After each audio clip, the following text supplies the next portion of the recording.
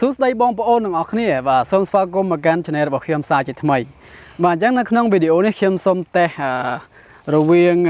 គេហៅថា default camera app របស់ OnePlus 5 ណាគឺតេស្តតែ portrait mode ទេហើយយើង compare វាជាមួយនឹង Google camera យើងតេស្តតែ portrait mode ទេណាបាទខ្ញុំមានតារា model 2នាក់នេះឲ្យគាត់ឈរឲ្យខ្ញុំនឹងថតតើ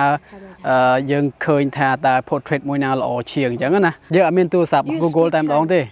គឺយើងគ្រាន់តែមាន camera app របស់វាណាគឺគេហៅថា camera APK អញ្ចឹងទៅខ្ញុំបាន download វាហើយ install វានៅក្នុង OnePlus 5 នេះបាទហើយយើងបើក portrait mode វាបាទយើងថតតើមួយណាល្អជាងអញ្ចឹងណារវាង portrait mode របស់ OnePlus 5 ហើយនិង portrait mode របស់Google camera តោះចាប់ដើមទាំងអស់គ្នាអូខេអញ្ចឹងឥឡូវខ្ញុំមាន camera 2ណាឥឡូវខ្ញុំតេស្តជាមួយនឹង camera របស់ OnePlus 5 មុនសិនចុចលើវាមកហើយយើងបើក portrait mode ណា portrait mode គឺអញ្ចេះ scroll ទេឥឡូវខ្ញុំថតតារាខ្ញុំ2នាក់ហ្នឹងសិនថតម្នាក់ម្ដងឥឡូវថតរូបគាត់តែម្ដងតើមួយណាល្អជាងបាទអញ្ចឹងអានេះគឺជាកាមេរ៉ារបស់នេះ OnePlus 5 ហ្នឹងណាឥឡូវយើងបើកGoogle camera ម្ដងណា Google camera ហើយយើងបើក portrait mode ដូចគ្នាមកអញ្ចឹងទៅអាមលុកនឹង 1 2 3បាទនេះគឺរូប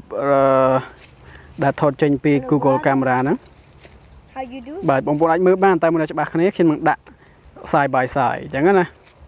បាទយើងមើលឃើញហើយបាទអញ្ចឹងឥឡូវខ្ញុំតេស្តតារាមួយទៀតខ្ញុំប្រហែលជាមើល1ម៉ែត្រពីគាត់ហ្នឹងទៅឥឡូវថតបាទអូខេនេះគឺជារូបភាពដែលគាត់ហ្នឹងហើយយើងបើកជាមួយនឹង Google camera ម្ដងអញ្ចឹងណាបាទយើងតេស្តមួយ Google camera ម្ដងបាទពី note move បាទតែ Google camera ម្ដង1 2 3បាទបងប្អូនអាចមើលបានណាមួយណាច្បាស់ជាងអញ្ចឹងទៅបាទយើងមើលឃើញណាថាមួយណាស្អាតជាងបន្តមកទៀតខ្ញុំថតជាមួយនឹងកាមេរ៉ារបស់ OnePlus 5 ដដែលបាទដោយប្រើ portrait mode អាមនឹងឆងឆាបាទនេះគឺជារូបភាពចេញពីកាមេរ៉ារបស់ OnePlus 5 អញ្ចឹងណាហើយបានយើងទៅចាប់ដើមថតជាមួយនឹង Google camera app ម្ដង one more អូខេអាមមកឌូអូខេអញ្ចឹងឥឡូវនេះគឺជាកាមេរ៉ារបស់ Google camera portrait mode របស់ Google camera អាមមកឌូតรงนี้លោក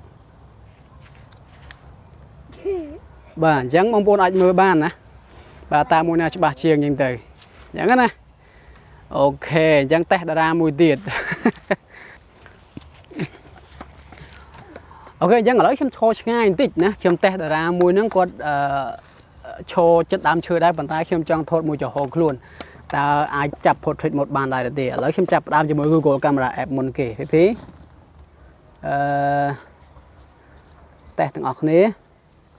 1 2 3បាទយើងមើលឃើញថាវ៉ា portrait mode នៅតែចាប់បានអញ្ចឹងណាឥឡូវយើងតេស្តកាមេរ៉ា OnePlus 5 ទាំងអស់គ្នា